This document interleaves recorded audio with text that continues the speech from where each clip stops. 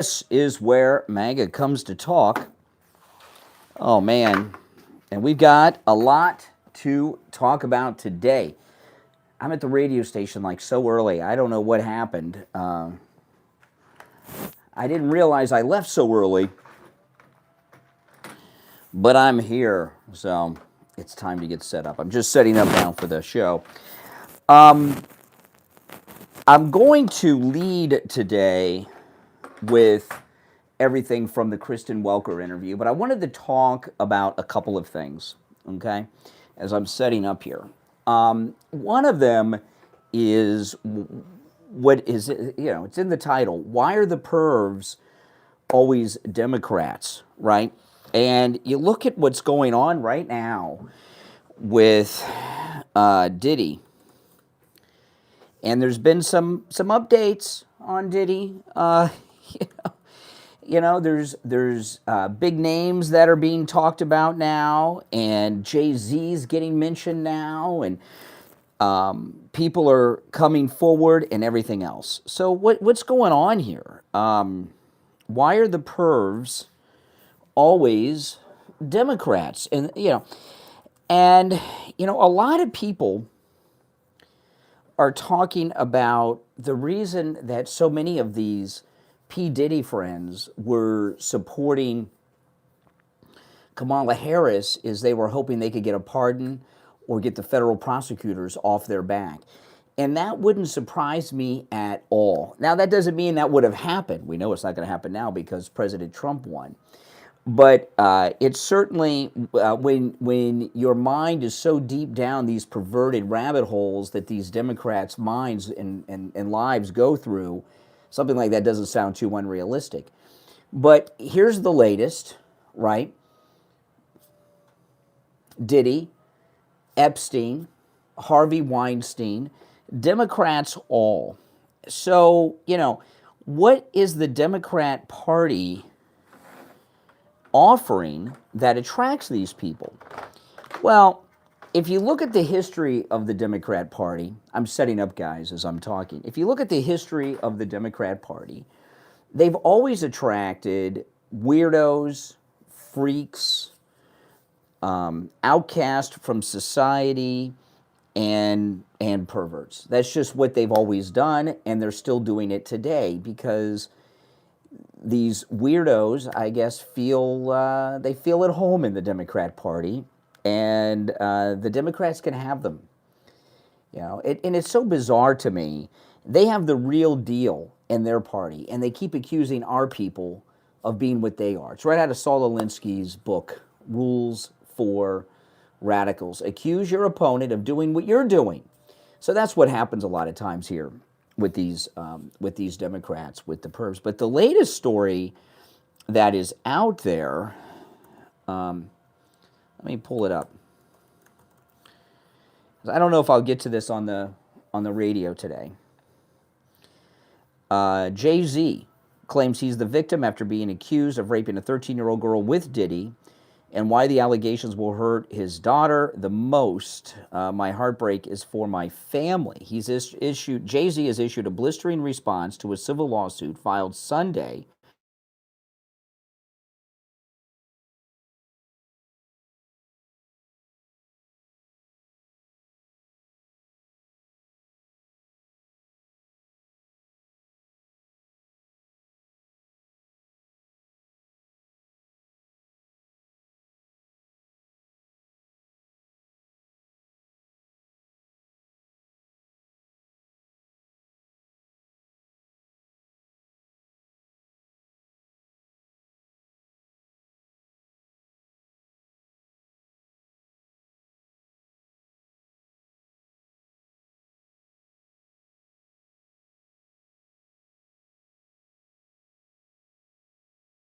Oh, oops, sorry guys, the camera slipped.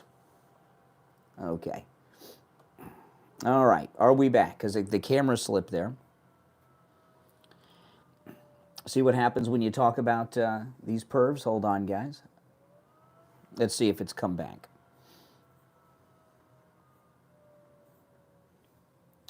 Good, okay, good. The camera I'm streaming on my phone, and it slid down on the holder, and it muted everything. So, oh, great. Let's see here.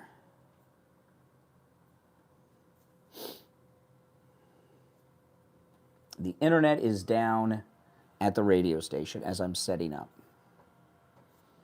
That is not good. Let's see. There's ways around. It just went down because I was using it.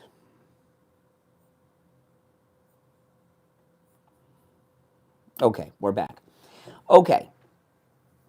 Jay-Z's blistering response. He says, Jay-Z says, my heartbreak is for my family. My wife and I are going to have to sit our children down, one of whom is at the age where friends will see the press and ask questions about the claims and explain the cruelty and greed of people. Now, again, these are only allegations, but, these people are going after Diddy and now Jay-Z. They are going very public. They are going up against some of the richest people in America, certainly the richest black people in America, who have a lot of money, which brings with it a lot of power, and a lot of public scrutiny, too, because it's all going to be public. So you have to ask yourself, do you believe these claims or not? That's one. And what is it about the Democrat Party that attracts these people? Yeah, I know, it keeps sliding down. It keeps sliding down. This is the deal. In the Republican Party, we have zero tolerance for this business. Okay? We have zero tolerance for this. Not only do we have zero tolerance for it, we also have zero tolerance for false claims that people make. All right? False claims. And people make false claims all the time about different things. This is different. The Pete Hegseth thing, as an example, that the media are taking as the gospel, has completely been debunked by investigators. It was something that was done completely in secret and in private. When people come out publicly like this, okay, you got to give a lot of credibility to it because they're going up against so much scrutiny going against these people. The other thing is this. The left and the media, when it's one of their own, a Democrat, that gets accused of things, the stench of what they've done, they never apply it to people. Look at how many pictures there are with Harvey Weinstein, as an example, with Hillary Clinton. I got a sneeze coming on, guys. I apologize. They never connect her with that. Kamala with Diddy. All of these politicians on the left are hugging these people, partying with these people, celebrating with these people, traveling with these people, whether it's Epstein, Diddy, or Harvey Weinstein. And the media and the Democrats never make any connection. Oh, it's not they're not responsible for people they know. But Republicans, if they get a photograph with a Republican who has no interaction with this person other than this photograph, all of a sudden that Republican is responsible for everything that this creep has done. A lot of hypocrisy there. But the big question is, why are all the pervs always Democrats? What do you think? Let me know in the comments what you think about that. Now, here's the next thing. Thank you for the bless yous. Thank you, guys. Here's the other thing I want to talk about. Then I have to finish getting set up to be on the air in a few minutes. Syria. I'm going to talk about this on the air today. Could you imagine if Kamala Harris would have won the election? What would be going on in Syria right now? The United States, we already have 2 wars going because of Kamala and Biden. Israel with Iran and Hamas, and Ukraine and Russia. They would be planning a full-scale military deployment by the United States to Syria if Kamala was coming in. We'd have 3 wars, Europe and then 2 in the Middle East. And they'd be very happy about that. And the media would be pushing. The Middle East will never be at peace. That's a fact, okay? It will always be in different stages of anarchy. You know, it'll be more controlled anarchy from time to time, but mostly anarchy. The groups of people in these areas are never going to get along with one another. That's just the reality of it. Now, a lot of people will start to talk this week that we have a responsibility in Syria. And they'll say because Bush and Cheney destabilized Syria and the whole region with the WMD lies about Iraq, and when Bush and Cheney lied for their military and industrial complex friends and family to get us into an endless war in Iraq that went on for a lot of years, when they removed Saddam Hussein from power, it destabilized the area, including Syria, because Assad, like Saddam Hussein, was Ba'athist. And totally, Syria has been in a state of civil war since pretty much Saddam was removed. Well, it's still not our responsibility, as President Trump says. This is up to them. I mean, this is just it. You know, a lot of people, they talk about America owes some debt to the Native American Indians because we stole their land. Nonsense. You know, if the Europeans had never settled the New World and the Native American Indians were left to their own devices and had some modern technologies as, you know, others have today, America would be just like the Middle East. You would have different tribes warring with each other all the time, and different factions of different tribes. What's going on with these different groups, and some of them are terrorist groups, some of them are basically just tribal leaders. There's no functioning nation state. And, you know, not only is there no functioning nation state, there's not likely to be a functioning nation state over there ever. Ever, ever, ever. The only thing that keeps them floating at all is that they have oil, you know, and that funds a little bit of what goes on over there. But Syria has nothing to do with us. Let them fight it out amongst themselves. President Trump said over the weekend, he said this, he said, Iran and Russia are in very bad situations. The economy has hit them both hard. Russia, President Trump, I think I heard him say, Russia has lost 600,000 in Ukraine. Is that true? That many? And I know, isn't that crazy?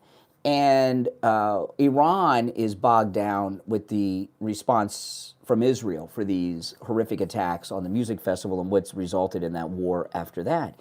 Russia and Iran are both on the ropes. They're being held up a little bit by oil money. And when Trump comes in next month and we drill, baby, drill and become the #1 producer of oil in the world again, not only becoming energy independent in the United States, but also a leading exporter, that's even going to hit Russia and Iran even harder financially. They are on the ropes over there. So far as Syria, we have nothing to do with Syria. Nothing. And we shouldn't have anything to do with Syria. You know, you look at these wars that have been going on since the Spanish-American War in 1898. Remember the Maine. How many of these wars have just been put up by the military-industrial complex, by us, to feed the military-industrial complex? These wars of the last 100-plus years. Pretty much every single one of them. If you look at it and you think about it, we should have nothing to do with any of these things. Now, if you're new to my channel, my name's Brian. This is where MAGA comes to talk. I'll be on the radio with my next stream in about 20 minutes. Make sure you subscribe if you're new. If you're already subscribed, please like the video. But there's nothing we can do in Syria or that entire region that is going to stabilize it. It's just not. It is always going to be anarchy, just at what stage of anarchy? With some brief periods of peace, maybe. There's nothing we can do that is going to bring stability to that area. It's just the way it is. And the only reason to get involved is to feed the military-industrial complex. We got problems here in this country, right? Americans living in tents in North Carolina after the hurricane, while the illegals are living in New York City hotel rooms in Manhattan, right? Now, we've got problems here that have to be resolved. That's it. We've got problems here that have to be resolved. We don't have time to fight wars for other countries. I'm sorry. I feel bad for the people there, but it's not our fight. When did these things all become America's fight all the time, huh? You know, after the Second World War, but we got away from that after Vietnam. But after 9/11, we got on this war footing where we were going to go around the world and Americanize the world. And after 20 years in Afghanistan and the same in over 20 years and 20 years in Iraq, it's not possible. They don't want to be Americanized. They don't like our culture. They don't want our way of life. It's their country. Let them work it out on their own. Maybe that's a sad way to look at it, but that's the way it's got to be. Do you agree with that? I do. I don't see how you could think that we should have anything to do with what's going on in Syria. But I'm here to tell you, if anyone would have won this election other than Trump, and not just Kamala, if Nikki Haley or DeSantis were the president, it'd be the same thing. They would be gearing up, and CNN and MSNBC would be gearing up to go to war in Syria. They'd be meeting with the NATO allies after the Notre Dame opening, and they would be organizing a major ground movement into Syria by the United States and a coalition they would put together. We have almost 1,000 troops over there now. They need to get them the hell out. They have no business being there. Kamala didn't even know they were there, remember? During the debate. All right, guys, I got to run and get set up. But thanks for watching. Again, I'm Brian. This is where MAGA comes to talk. Sub if you are new. If you're already subscribed, like the video. I'll see you on the next stream where I'm going to break down the Meet the Press interview in just a few minutes. All right? Take care.